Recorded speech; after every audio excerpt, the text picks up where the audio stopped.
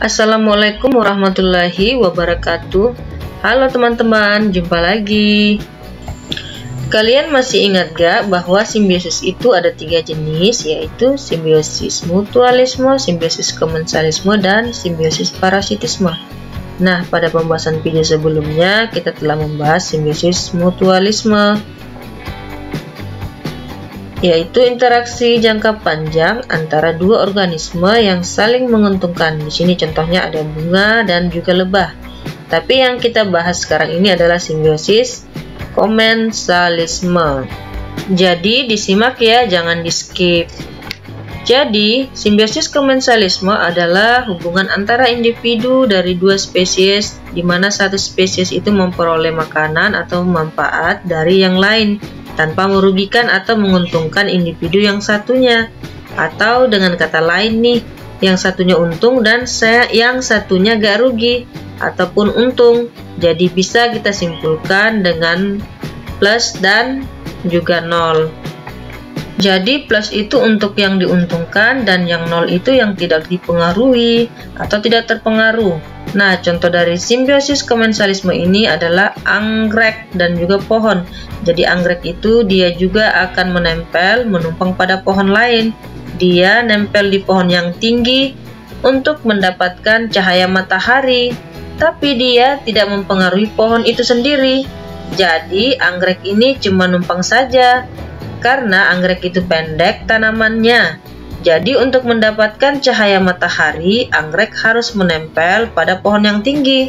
Tapi ingat, pohon yang tinggi itu tidak dipengaruhi apa-apa. Jadi ini adalah contoh komensalisme. Selanjutnya ada ikan hiu dan juga ikan remora.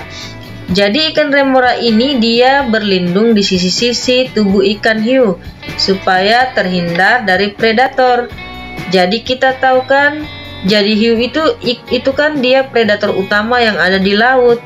Nah, jadi ikan remora itu dia itu berlindung di sisi tubuh ikan hiu.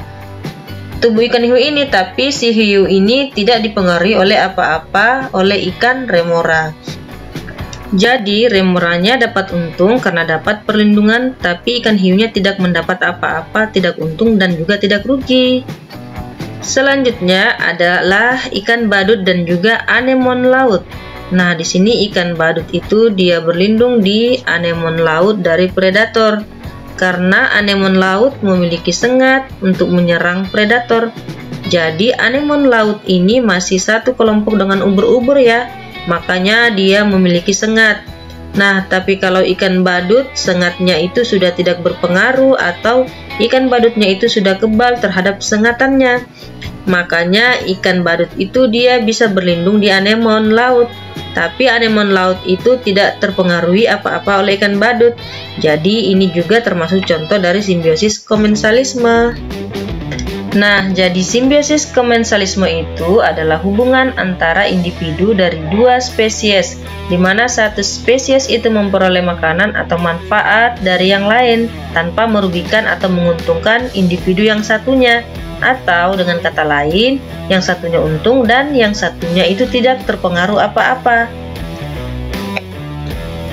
Nah, sekarang coba perhatikan gambar ini.